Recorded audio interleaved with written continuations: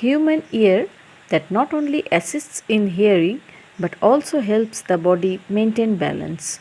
Human ear consists of three parts: the outer ear, the middle ear, and the inner ear. The outer and the middle ear structures persist only in hearing, while the inner ear also helps to maintain the body's equilibrium. The outer ear consists of earlobe or pinna and auditory canal. The auditory canal is the passage for sound waves leading to the eardrum or tympanic membrane. Very fine hairs and wax secreting sebaceous glands are present on the skin of pinna, which prevent dust and insects from entering the ear. The pinna is responsible for collecting vibrations in the ear and directing sounds into the middle ear. The middle ear consists of a air-filled cavity called tympanic cavity. This tympanic cavity is separated from the outer ear by tympanic membrane and from inner ear by auditory capsule. The tympanic membrane is composed of connective tissue that is covered with skin on the outside and a mucous membrane on the inside. The auditory capsule has two membrane-bound apertures called oval window and round window. The middle ear has three tiny bones or ossicles. These are malleus, incus, and stapes. These form a chain inside the tympanic cavity. They increase the efficiency of transmission of sound waves to the inner ear. Air pressure also needs to be maintained on the both sides of the eardrum for normal hearing. This is done by the Eustachian tube which connects the tympanic cavity to the pharynx. The inner ear or membranous labyrinth has two main parts: the cochlea, which is responsible for hearing, and the vestibular apparatus, which is responsible for balance. The labyrinth are of two types: bony and membranous. The bony labyrinth is a series of channels filled with a fluid called perilymph, while the membranous labyrinth lies within the bony labyrinth and is filled with endolymph. Cochlea is 23 to 30 mm long spiral shaped tube coiled like a snail shell. It has 2.5 turns, which is responsible for hearing. The cavity of cochlea is divided into three parallel canals separated by two membranes. The Risner's membrane forms the roof and the basilar membrane forms the floor. The Risner's membrane and basilar membrane divide the canal into an upper section called scala vestibuli and a lower section called scala tympani, which are both filled with perilymph.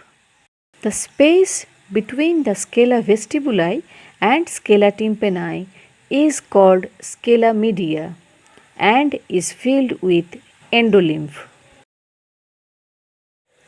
The fluids cushion the soft structure and conduct waves from the middle ear to the organ of Corti. The organ of Corti, which is located in the scala media, is the actual receptor of sound. It is composed of hair cells that act as auditory receptors. Above the row of the hair cells lies a thin elastic membrane called the tectorial membrane. The pinna collects the sound waves which enter the auditory canal. The sound waves strike the eardrum and cause it to vibrate. The vibrations in eardrum cause the bones of the ear ossicles to vibrate. These bones amplify sound waves and make us hear even the slightest whisper.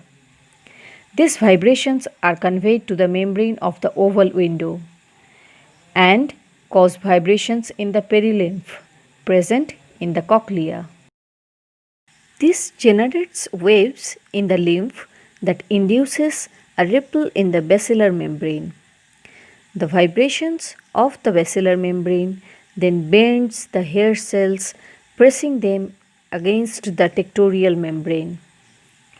The hairs move back and forth against the tectorial membrane, which stimulates the hair cells and receptor cells. These nerve impulses, which are transmitted along afferent nerve fibers and auditory nerves to the auditory cortex of the brain.